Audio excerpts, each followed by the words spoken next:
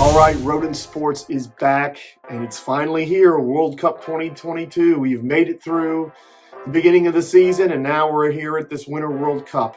Let's do it!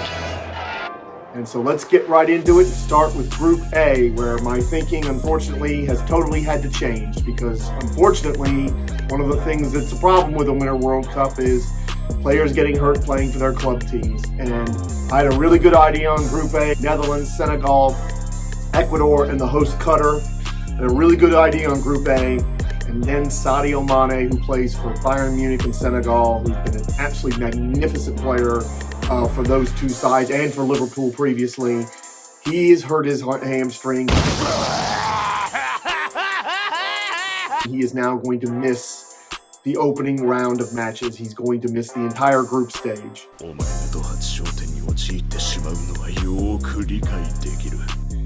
I really like Senegal in this group. I thought they could win this group with him on the pitch, and I thought they could maybe even make a run all the way to the quarterfinals or even semifinals.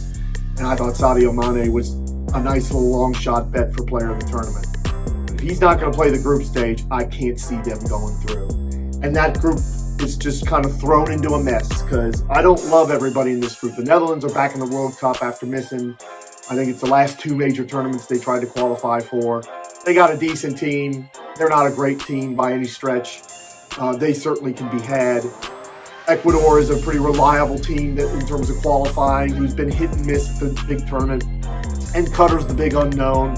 Never qualified for a World Cup, getting to host this one. They've got a lot of players that were born in other countries that have, become Qatari citizens and joined up with them. A lot of Brazilians. I'm picking the Netherlands, just based on that they've got more talent than everybody else, and I'm picking Ecuador based on being in one of the toughest qualifying regions in the world, which is South America, and their experience. If Senegal can make it through, then they're a threat in the knockout stage, and I kind of hope they do because it would be a shame to have them get to the World Cup and not see Sadio Mane play. I can't see Qatar making it through. Usually the hosts do, but South Africa didn't when they were hosting the tournament. And I'm not buying that a first-time team that's never qualified before getting into this tournament and getting to the next round. So I'm putting the Netherlands through and Ecuador through. I don't love it. Like I said, I really like Senegal before the injury. That injury is a disaster. It's bad for the tournament, and I feel sorry for Senegal because that is a really nice team.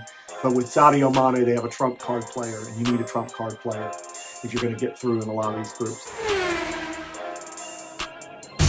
And that brings us to Group B, the group that I'm going to probably spend the most time on. England, Wales, Iran, the United States. So funny to hear the English press and pundits and fans say, oh, this is going to be such an easy group. I've heard the same thing 12 years ago in the World Cup in 2010 when England had Slovenia, Algeria, and the United States. And of course, England didn't win that group. The United States did with a late last-minute goal. Cornwallis himself hid in shame. And, the USA has got a lot of talent. And with the right manager, they ought to go through. But I don't think they're going through. File this group, though, under me not having the courage of my convictions. Because if I had the courage of my convictions, I would pick Wales to win the group and I would pick Iran to go through. The nagging thing with Iran is that you could argue that 4 years ago, when they almost got out of the group of death, nearly knocked Portugal out of the tournament by literally the width of a post, they missed doing it. That was their peak, and that they're 4 years past their peak, and that they might not be quite good enough. I think that's the one nagging thing that keeps me from picking Iran. They have some great players, especially up front, although one of them is injured, Sardar Azmoun. And if he can't go, that would be a big blow to their chances. But I'm picking Wales because Wales are in the best form. They won a playoff to get here and did it in pretty good style. They have the most accomplished player in the group and the best big game player, Gareth Bale. If you're an MLS fan, you just watched him score an unbelievable goal in the MLS Cup final to help the LAFC win the MLS Cup. But time after time, whether it was for Tottenham or Real Madrid, yes, he did do it for Real Madrid as well, Gareth Bale would score in big games and could win massive games off his own boot. And even at this age, and even though he's not the player he once was, he can still do that. Plus, they're immaculate. They're wonderfully coached by Rob Page. They're very hard to beat. They're very tough defensively. So I like Wales. England are in terrible form. Most of their players are not in good form. I don't think Gareth Southgate knows what he's doing. I could write a book about what you don't know. In a lot of respects, but they did make the Euro final just a year ago and probably should have won. And they made the World Cup semifinals 4 years ago. And they have the best squad in this group by a long way over everybody else. So, in spite of everything, that all the misgivings I have with England, I'm putting them through. I'm putting Wales through. Iran is a chance. They need Azmoun to be fit. And they've got their old coach back, Carlos Queiroz, who coached them the last 2 World Cups and who's a fantastic international coach. But I just couldn't. I didn't have the guts to follow through with it. The United States, I don't think they're getting through. Greg Berhalter is not the right man. As one of my friends on Twitter said, he's a PE teacher coaching a national team, and he's not good enough. So for me, England, Wales, USA might be finishing last.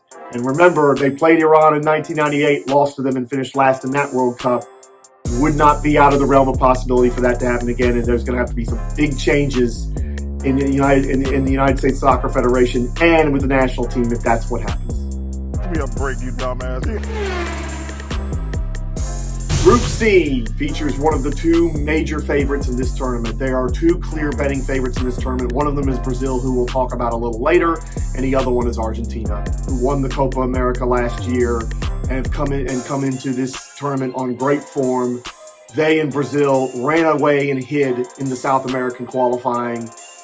Emi Martinez, who plays for these guys, Aston Villa, has settled them at the goalkeeper spot where they've had so much trouble in so many tournaments previously, settled that defense. They still have Messi, but he doesn't have to do everything anymore. And if you're looking for a player who's going to become the next big thing, or could be one of the next big things, and could even be the player of the tournament, look at Julian Alvarez for Manchester City and for Argentina. He is a magnificent player. Argentina's winning this group. The question is, who's going to finish second? Mexico, Poland, Saudi Arabia. I'm picking Mexico partly because of CONCACAF bias. They're in our qualifying region. Mexico's got to deal with a lot of injuries, but I'm picking them in part because of the bias of the qualifying region that I live in, which is the North American, Central American, Caribbean region, CONCACAF. And Mexico always finds a way to get to round 2. Budget? We don't need no stinking budget. Oh, no. And there have been plenty of tournaments, including the last one, where it didn't look like they could do it, and they found a way to do it. It's getting past round 2 that's their problem.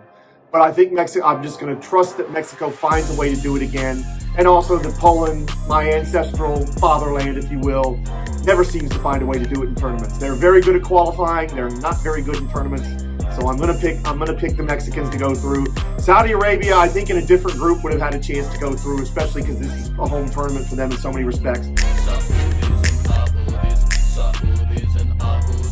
But I just can't see Saudi Arabia matching what they did in 1994 and getting to round 2. So Argentina, clearly the best team in this group and maybe the best team in the whole tournament for me. Mexico, just going to find a way to get second because that's what they do. That brings us to Group D, featuring the defending World Cup champions, France. Vive la France. They're still pretty darn young with a few exceptions. They still have Kylian Mbappe, Hernandez. They still have a lot of great players. They are still very talented. And even though they weren't great at the last Euros and were upset by Switzerland in a game that they should have never lost, and I think we would have won the tournament without that, nonetheless, I think they're going to go a long way in this tournament. I am backing them to win, and they're going to win this group. However, one thing about France that's kind of interesting is that sometimes they don't start very well in these tournaments. And for that reason, one of my more controversial opinions will be that Australia, who has the advantage of having played in Qatar in the Intercontinental Playoffs and been successful, I think that gives them, and Costa Rica, the other team that was successful in the playoffs and had to play in Qatar, a huge advantage. Australia will find a way to get a draw with France, and they will go through as the runner-up, not Denmark. But I think Australia will go through because they'll get that draw there. Then they play Tunisia in the second game, and if they can get to the final game with Denmark, just needing to get a result, a win or a draw, I think Australia can do it. perfect. Absolutely perfect. Now, most folks are going to have Denmark going through, and with good reason. Why not Denmark? Denmark's interesting. They rolled through their qualifying group, no problem. They were okay at the Euros, not great. But then they played the Nations League, and it was kind of hit and miss. They beat France home and away, but they also lost to Croatia home and away, and Croatia's kind of on the decline. Once Decepticons nearly held the quadrant through terror. Now we scrap like slargs over a few energon cubes. I think Australia, having had the advantage of playing in Qatar, of being in those conditions, of being in that situation, I think that they can upset Denmark in the last game. And if they can get to that Denmark game with a chance to win and go through, I think Australia can pull it off. So this is a group most people are going to have France, most people are going to have Denmark. I'm going with the Aussies to go through, with France to go through, probably with 7 points if they draw the first game and win the next two. I like France, and I think they're going to get all the way to the final. I just think Denmark can be had here. And again, you know, this is a World Cup outside of Europe. European teams, some of them tend to struggle when the World Cup's not in Europe, and I think this could be one of them. And I think there's an opportunity here for Australia to make history and get to the second round for the second time. It would be the first time since 1998 that they did it. So I've got France going through, winning those two games after they draw with the Aussies. But Aussie, oi, oi, oi, the Australians surprise everybody and get to round two. That's a knife. All right, Group E, another one of my controversial opinions here. This is a very tough group. Spain, Japan, Germany, Costa Rica. Even Costa Rica, who most people will say, oh, they got no chance. They came out of nowhere to steal a playoff spot, and then they went to Qatar, played in the Intercontinental playoffs, and were successful. Do not count the Costa Ricans out because they have that advantage of having actually played in the stadiums that you're gonna play in, getting used to those conditions. It's going to give them an advantage, just like it's going to give Australia an advantage. Do not count the Costa Ricans out. That said, it's really hard to pick from Spain, Germany. Sind Sie auch schon voll im Fußballfieber? And Japan. Japan got to the second round 4 years ago. Granted, it was via the disciplinary record, but they got there. They really should have beat Belgium. They were 2-0 up in that game and lost 3-2, one of the best games of the tournament. Germany, of course, won the World Cup in 2014 in dominant fashion, but was knocked out in the first round in 2018 when problems in the changing room kind of destroyed them. They're still relying on a lot of the players that have played in both of those last two World Cups. And I think even though they've got some good young players in there and they need to rely on them more than some of the old stagers, I'm not sure Hansi Flick has got the balance quite right with Germany. And I can see Germany getting knocked out in round one again, which would be a shocker. Spain have gone through their transition. They're a good young side. Luis Enrique is a very good manager, very good coach. And I think Spain will win this group. My surprise will be that Japan finds a way to get through Germany.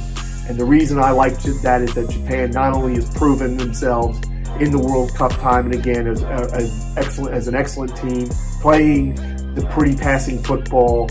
They have more of a cutting edge up front than they've had in the past. So that's one of my other big controversial opinions. Spain goes through as the group winners, and Japan, not Germany, get there into round two.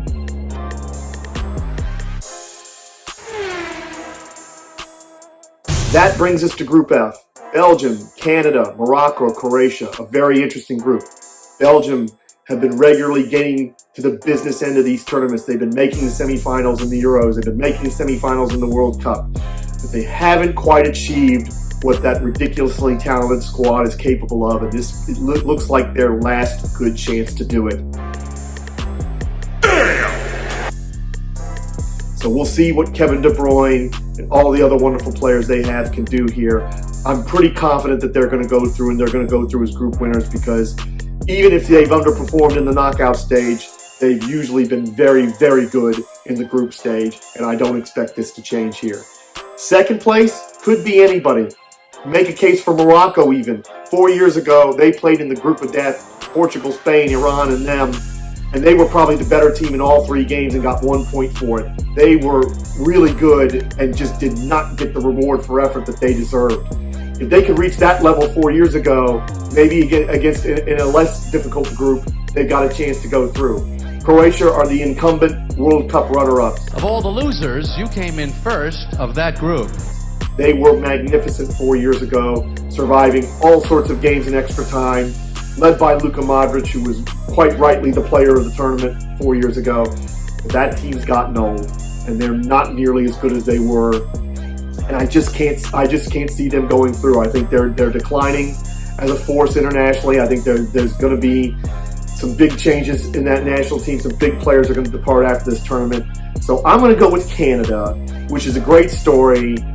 Literally came from nowhere. Last World Cup, they didn't even get to the last round of qualifying. This time they get to the last round of qualifying and they win it. And they've got some really excellent players like Kyle Lauren and Alphonso Davies, one of the best fullbacks in the world, who actually plays striker for the Canadians. He's got an injury, but if he's going to play, and he has been selected, so it sounds like he's going to, I think he can be the difference and get Canada into the second round of the tournament for the first time. That would be magnificent. That would be a great story. And it would be a great thing for CONCACAF to see them go through. So, pretty sure about Belgium. The other three teams, any of them could go through, and I'm going to plump for Canada to be maybe a little bit of surprise and get to the second round of the World Cup. Listen, I am not nice, I am not kind, and I am not wonderful.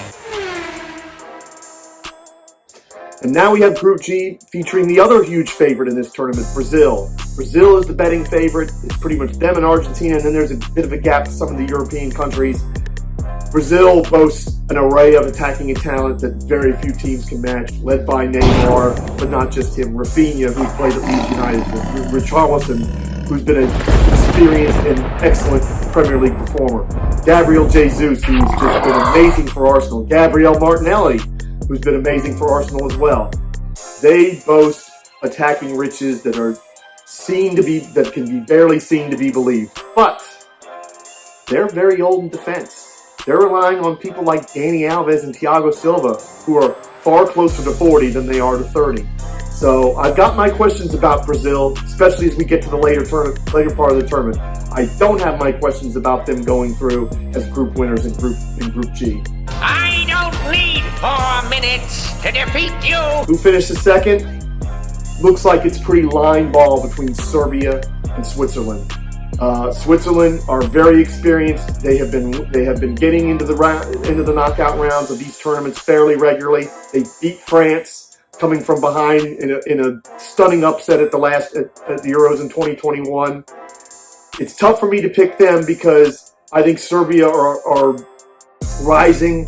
They upset Italy in the qualifying to knock Italy into the playoffs, where Italy would ultimately fail. No! Keep your mustache on, Mario! And I really like the form of Alexander Mitrovic, who stars up front for not just Fulham, but for Serbia, and who just is a goal machine. That said, I think Switzerland's going through. It's going to be very close. This is one of those where it could come down to goal difference or even how many yellow cards a team has in their disciplinary record. Cameroon are the other team in this group. They did very well to qualify. They pulled a major upset in the qualifying playoffs in Africa. But I can't see them keeping up with these guys. So it's definitely Brazil 1, Switzerland or Serbia. You can flip a coin as far as I'm concerned, but I'm going to go with Switzerland to get out of Group G. Our final group, Group H, is one of the toughest groups to call. Oh my God! South Korea, Uruguay, Portugal, Ghana. Who is going to go through here? This is another one of my probably very controversial opinions. I'm going to pick the South Koreans. Heung-min Son is fit, and after a very slow start for Spurs, he has started to pick it up. And as long as he's on the pitch, he's going to be one of the best players on the pitch in just about any game he's in. He's world class. And South Korea, again, 4 years ago, played pretty well. Didn't get the reward for effort until the last game, where they beat the Germans. Warte mal, Deutschland? Germany! Bundesliga! And knocked the Germans out of the World Cup and did so deservedly. I think they can carry the momentum of that through. I really like South Korea here. I think they can win this group, which would be a bit of a minor shock. So I'm going with them. And then Portugal to finish second, which a lot of people will have Portugal winning this group. And will, if it were to happen, create a mouth-watering second-round matchup that we're going to talk about in a little bit. But I just wonder about Portugal, about where the goals are going to come from, about the distraction of Cristiano Ronaldo's interview in England, where he blasts Manchester United and all the drama surrounding that. Oh, damn! You know, he's also 37, so Father Time is starting to catch up with him, whether he wants to admit it or not. If Portugal falters, there is absolutely an opening for Uruguay. But Uruguay, kind of like Croatia, their best players have gotten really old. Their squad is really old. They need to go through a transition, and they're probably going to go through one after this. So I don't like Uruguay. And of course, with the jersey I'm wearing, Ghana, I think it's too tough a group for them at this point. But watch, I'm going to put the same tag on them that I put on Nigeria 4 years ago. If they can get to the tournament in 4 years, they could be really good. I felt the same about Nigeria. Nigeria got beat in the playoffs, so we don't get to see them this time. But this is a tough group. You can definitely make a case for Uruguay because they still have Luis Suarez, they still have Edinson Cavani, and those are still great players, even though they are in twilights of their careers. You can even make a case for Ghana, very talented, very young, have some pace that could cause these older backlines a lot of problems.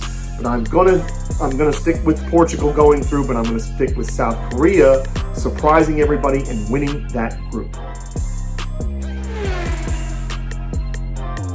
So that's Rodent Sports. That's my prediction for the World Cup. Good luck if you're playing in your bracket pools or you're playing fantasy or anything like that.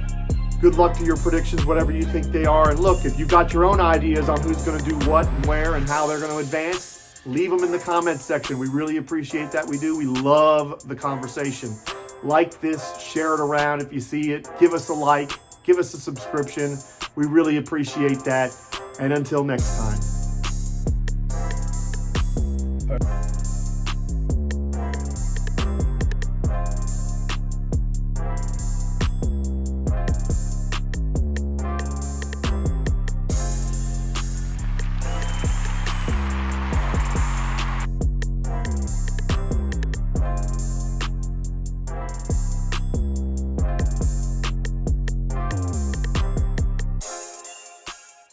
That's it. We're done, right?